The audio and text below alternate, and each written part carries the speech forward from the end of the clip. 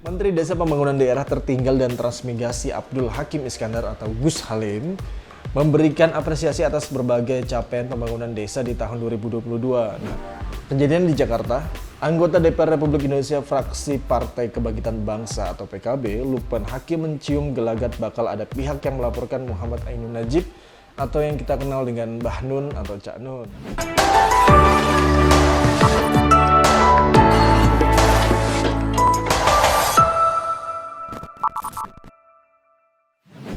Halo Sobat Negeriku, balik lagi bersama gue Sergio Agasta di tentu saja program yang sangat favorit kalian semua, yaitu reactionjpnn.com. Ada cerita di balik berita. Seperti biasanya, gue akan membacakan 5 berita terpopuler di Nusantara, mengambil dari situs jpnn.com, portal berita terpercaya dan valid.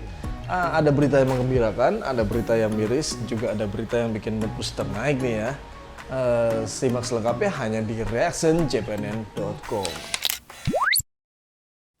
Baik Sobat Negeriku, berita terpopuler kelima diawali dengan berita yang sangat mengembirakan yang tadi saya spill di awal. Headline beritanya seperti ini, Brigjen TNI Sembiring berterima kasih kepada KKB pimpinan Lamek Taplo. Nah, kejadian di Jayapura, ini beritanya sangat-sangat mengembirakan, harus viral sih sebenarnya berita ini. Kenapa? Karena Brigjen Sembiring, Brigjen TNI kita ini berhasil mendamaikan warga masyarakat di Papua dengan ketua KKB. Ini nggak main-main loh. Mereka meneror warga Papua sendiri, tapi alhamdulillahnya Brigjen TNI ini berhasil mendamaikan antara ketua KKB dan masyarakat sekitar. Simak nih, pimpinan KKB bernama Lamek Taplo tidak lagi melakukan aksi teror terhadap masyarakat di Kiwirok, Papua. Menurut Danrim Brigjen TNI Jo Sembiring, sejak masyarakat kembali ke Kiwirok bulan Desember lalu tidak ada lagi aksi teror yang dilakukan KKB pimpinan Lamek. Nah, rahasianya apa ya? Rahasianya itu sebenarnya Pak Brigjen TNI Sembiring ini mengajak ketua anggota KKB Lamek Taplo dan anggotanya untuk bersama-sama membangun distrik Kiwirok.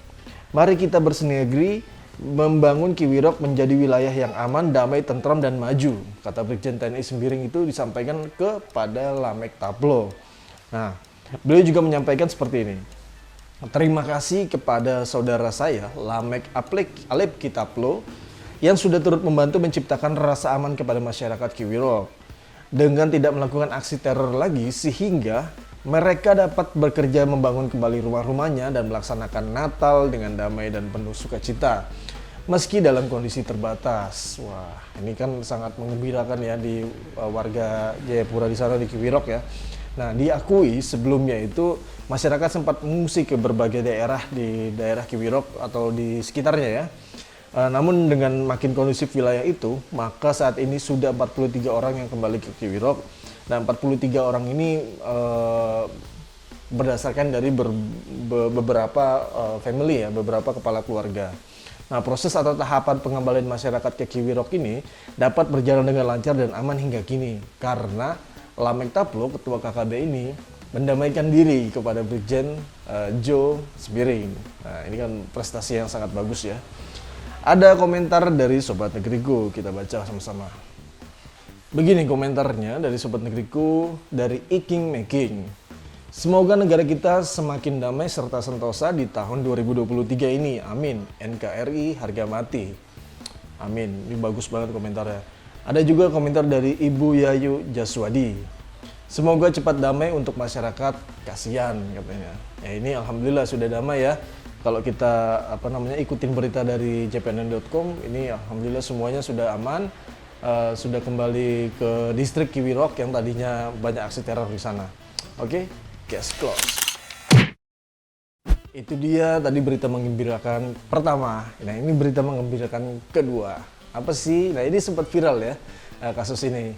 Pasti teman-teman Sobat Negeriku yang suka baca berita dan ngikutin berita terupdate di Nusantara, terutama dari jpnn.com, apalagi yang punya aplikasinya kan, pasti sudah ada notifikasinya. Nah, berita ini sempat viral, kenapa? Karena baru pertama kali di Indonesia, wali kota dirampok oleh warganya sendiri. Nah, Tapi alhasil katanya rampoknya sudah ditangkap, sudah di kepolisian. Headline-nya seperti ini. Perampok di rumah wali kota Blitar ditangkap. Otak aksi ini tak ada yang menyangka. Jadi kejadiannya di Blitar, Surabaya. Pelaku perampokan di rumah dinas wali kota Blitar, Santoso, pada 12 Desember lalu, 2022, diringkus Polda Jawa Timur. Dari 5 pelaku, polisi menangkap 3 orang. Ketiga pelaku berinisial NT, AJ, dan AS ditangkap di lokasi yang berbeda-beda. Alhamdulillah, semua pelaku kejahatan di rumah dinas wali kota Blitar bisa kami tangkap. Saat ini masih dalam proses pengembangan karena dari 5 tersangka baru 3 orang yang ditangkap, kata Kapolda Jatim, yaitu Irjen Tony Harmanto. Saat merilis kasus tersebut di Mapolda setempat Surabaya Kamis lalu. Nah, sementara itu, Direktur Serse Kriminal Umum Polda Jatim Kombes Toto Suharyanto mengakui penangkapan para tersangka terbilang cukup lama, hampir 1 bulan setelah kejadian perampokan. Beliau bilang begini, pengungkapan ini berjalan selama 24 hari karena memang 5 pelaku yang mampu kita identifikasi berdasarkan Scientific Investigation Crime itu cukup lihai untuk melarikan diri. Toto menjelaskan pelaku yang pertama kali ditangkap adalah NT. Yang tak lain merupakan otak dari aksi perampokan tersebut. NT ditangkap di salah satu penginapan di kota Bandung, Jawa Barat pada akhir pekan lalu. Wah, jauh sekali ya. Ini dia merampok di Blitar, sekarang ketangkapnya di Bandung, lagi liburan. Nah, perencanaan perampokan dimulai sejak NT menjalani hukuman di Lapas Sragen. Kayak di film-film. Jadi, NT ini sedang ada di lapas, terus merencanakan perampokan. Ini lapasnya Sragen malahan ya. Perampokannya langsung nggak main-main di rumah wali kota, rumah dinas wali kota Blitar. Nah, saat itu NT mengajak 4 orang pelaku untuk melakukan perampokan di rumah dinas wali kota. Tersangka NT juga membeli 1 unit mobil Innova warna hitam yang digunakan untuk beraksi. Pak Toto bilang begini lagi, termasuk menyiapkan plat nomor warna merah, kemudian yang bersangkutan juga di CCTV kelihatan membuka pagar dan masuk pertama kali. Uang yang diperoleh dari aksi perampokan itu sekitar 730 juta rupiah. Kemudian NT mendapat bagian sebesar 145 juta rupiah. Jadi ya, cuma 100 jutaan dia sudah menjual dirinya untuk menjadi perampok ya. Cuma dapat ratusan juta. Setelah menangkap NT, polisi pun terus mengembangkan penyelidikan dan menangkap tersangka lainnya yang berinisial AJ 57 tahun dan di salah satu SPBU di Jombang, Jawa Timur. Yang bersangkutan diajak untuk melakukan pencurian dengan kekerasan itu oleh tersangka NT. Kalau di CCTV, yang menggunakan batik yang disediakan oleh tersangka NT. Jadi mereka memang sudah merencanakan semuanya.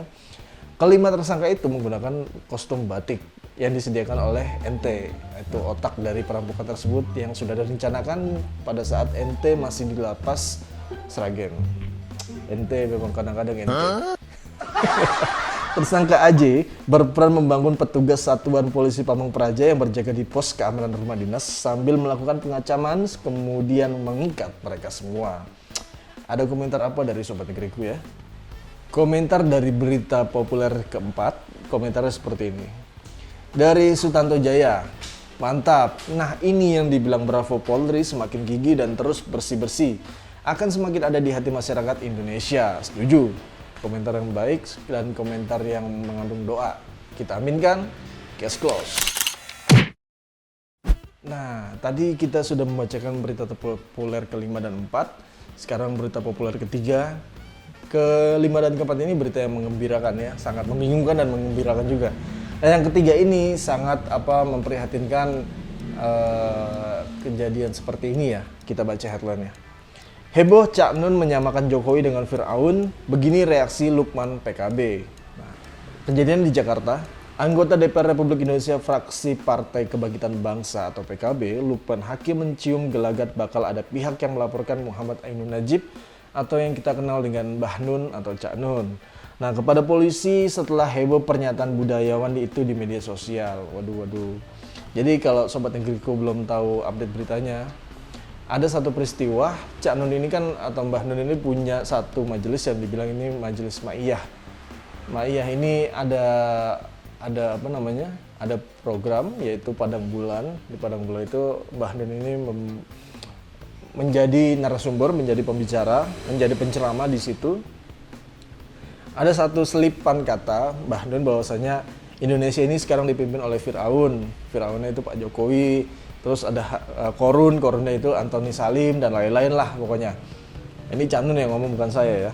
Nah, sebelumnya itu potongan video itu viral di sosial media manapun ya, di YouTube, Facebook, Instagram, Twitter itu sangat viral, bahkan sempat jadi trending topik di Twitter kemarin. Nah, yang menjadi headline daripada video itu adalah pernyataan Mbah Nun bahwasanya menyamakan Presiden Republik Indonesia Joko Widodo itu disamakan dengan Firaun. Lukman pun berharap pihak yang berencana melaporkan budayawan Cak Nun bisa membatalkan agenda tersebut. Nah, saya juga setuju ya, karena untuk apa dihukum? Karena Cak Nun ini kan bicara ke publik, ya harusnya mendapatkan narasi juga dari publik gitu. Karena yang diucapkan Cak Nun itu atau Mbah Nun ini adalah narasi publik gitu, narasi yang diungkap oleh komunitas Maiyah itu. Nah, kata Pak Lukman begini, saran saya kepada pihak-pihak yang berencana melaporkan Mbah Nun ke polisi, diurungkan saja, ujar Lukman melayani layanan pesan kemarin. Ketua Bidang Politik dan Pemerintahan PPGP Ansor itu mengatakan kehadiran Mbah Nun dengan segala kritik tidak perlu disikapi berlebihan. Toh menurut Lukman, kritik dari Cak Nun sebenarnya menjadi proses bagi Indonesia untuk makin berdemokrasi. Ya, iya. Kehadiran Cak Nun dengan kritik-kritiknya yang tajam adalah kekayaan bagi proses bangsa ini untuk membangun kematangan. Nah, tapi yang sangat disayangkan adalah muncul nih tokoh-tokoh ulama, tokoh-tokoh agama, tokoh-tokoh ustadz yang mendiskreditkan statement dari Mbah Nun. Padahal Mbah Nun sendiri pada saat mengatakan itu, besokannya beliau langsung mengupload video YouTube di akun pribadinya atau akun pribadi Maiyahnya itu dengan gentle bahwasanya saya minta maaf karena itu kesalahan saya dan seharusnya saya tidak berbuat seperti itu atau mengatakan seperti itu. Dan konon katanya Mbah Nun dikeroyok oleh keluarganya sendiri, bahkan anaknya sendiri Sabrang itu, karena mengatakan statement itu. Oke, kita baca komentar dari Sobat Negeriku. Berita populer ketiga, komentarnya dari Dikdom. Seumur-umur baru lihat Cak Nun mengkritik to the point and hard as metal. Kayak gitu. Lalu dari komentar dari Ferry Herdiana, akan lebih baik bila Cak Nun menunjukkan dengan cara eksplisit penyebab beliau kecewa dengan pemerintahan Jokowi. Biar kita semua juga bisa mengetahuinya, karena belum tentu apa yang Cak Nun lihat dan rasakan bisa dilihat atau dirasakan pula oleh orang lain. Ya, saya setuju dengan komentar-komentar yang ada. Ya, seperti kita ketahui, Cak Nun ini semenjak runtuhnya kekuasaan Pak Harto, beliau memang selalu sering banget mengkritik pemerintahan Indonesia yang ada, tapi ya itu untuk kemajuan bangsa yang seperti tadi yang kita bacakan bahwasanya ini untuk variasi dari demokrasi. Oke, let's close. Baiklah Sobat Negeriku, kita sudah masuk berita populer kedua. Ini sempat populer terus ya di reaction ini ya. Headline beritanya seperti ini. Banyak honorer K2 tumbang di seleksi P3K, teknis aturan instansi bertentangan dengan Kemenpan RB. Jadi kita bacaan beritanya seperti ini. Banyak honorer K2 gagal di seleksi administrasi P3K, teknis yang diumumkan sejak 12 Januari. Yang lolos pun belum bisa gembira karena tantangannya berat sekali. Dewan Pembina Forum Honorer K2 Teknis Administrasi Nurbaitih mengungkapkan dari K2 yang mendaftar P3K, teknis sekitar 50% yang lolos, sisanya enggak katanya. Salah satu penyebabnya karena masalah sertifikat keahlian. Jadi teman-teman yang suka ikut pelatihan-pelatihan, ikut diskusi-diskusi secara legal, pastikan mendapat sertifikat, apalagi sekarang udah ada seminar-seminar di web atau webinar yang kita sebut itu adalah pastikan ada sertifikat. Nah, itu disimpan baik-baik. Kalau misalkan digital ya silahkan dicetak. Ya, ini gunanya gitu. Dia mencontohkan formasi tenaga pengadaan barang dan jasa, banyak honorer K2 tidak lolos karena sertifikat keahliannya bukan dari Lembaga Kebijakan Pengadaan Barang atau Jasa Pemerintahan atau LKPP. Ujar Nur Baiti bilang begini, ini aturannya aneh sekali kalau melihat Kepmenpan RB nomor 970 tahun 2022 untuk formasi pengadaan barang dan jasa, sertifikat keahliannya tidak harus dari LKPP loh, dia bilang gitu.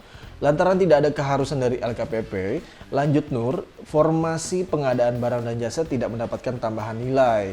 Berbeda dengan jabatan lain diberikan tambahan nilai sesuai jenis kompetensinya. Nur heran, banyak instansi yang mensyaratkan sertifikat keahlian dari LKPP, akibatnya banyak honorer K2 tumbang. Teman-teman honorer K2 di Dinas Perhubungan, BMKG, gagal diseleksi administrasi karena sertifikat itu yang diharuskan sertifikatnya keluar dari LKPP. Pemda seakan-akan tidak peduli dengan regulasi yang dibuat pusat. Nur juga bertanya-tanya nih, kok bisa Kepmenpan RB 970 2022 ini kalah kuat dengan aturan masing-masing instansi. Nah, jadi yang diprotes oleh Nur Baiti ini adalah kenapa dia memakai hukum instansi yang sudah diatur oleh instansi, padahal hukum yang tetap yang memang lebih absolut yaitu hukum Kepmenpan RB ini yang 970 2022 lebih absolut. Kenapa nggak dipakai dihitung? Kenapa kalah dengan aturan-aturan instansi yang ada? Nah, kita bacakan komentar dari Sobat Negeriku. Komentar dari Sobat Negeriku di berita populer kedua bilang begini, Kirana Dwi, untuk tahun ini misal di sekolah yang dilamar ada beberapa yang lolos PG dan diambil satu saja, apakah peraturannya sama seperti kemarin yang lulus PG bisa ditempatkan di sekolah lain di P3K selanjutnya? Nah, ini bukan komentar tapi pertanyaannya. Nanti silakan dijawab di kolom berita yang tahu, yaitu di kolom video ini di YouTube. Yang tahu tolong dijawab karena saya tidak tahu soal ini. Ini yang hanya pemangku pejabat yang tahu hal ini. Oke? Case close. Oke Sobat Negeriku, kita sudah mencapai puncak berita terpopuler pekan ini di jprn.com. Nah, headline-nya seperti ini. Gus Halim, capaian tahun 2022 modal besar pembangunan desa. Wah, ini menarik nih ya. Nah, di Kupang kejadiannya. Menteri Desa Pembangunan Daerah Tertinggal dan Transmigrasi Abdul Hakim Iskandar atau Gus Halim memberikan apresiasi atas berbagai capaian pembangunan desa di tahun 2022. Nah, ini kayaknya Gus Halim dari Nahdien ya, kalangan Nahdien. Berbagai capaian tersebut akan menjadi kerangka dasar perencanaan target kerja Kementerian Desa dan Pembangunan Daerah Tertinggal atau Kemendes PDTT hingga tahun 2024 nanti. Beliau bilang begini, pencapaian di tahun 2022 ini dapat menggambarkan memproyeksikan kemampuan kita dalam memenuhi capaian target kinerja sampai dengan tahun 2024 nanti. Saya optimis jika kita bisa lebih baik lagi tahun ini, di tahun 2023 maksudnya. Nah, saat membuka rapat kerja di Kementerian Desa, PDTT di Hotel Aston, Kupang, Nusa Tenggara Timur pada Rabu kemarin. Nah, Gus Halim mengungkapkan juga capaian kerja Kemendes PDTT juga cukup baik.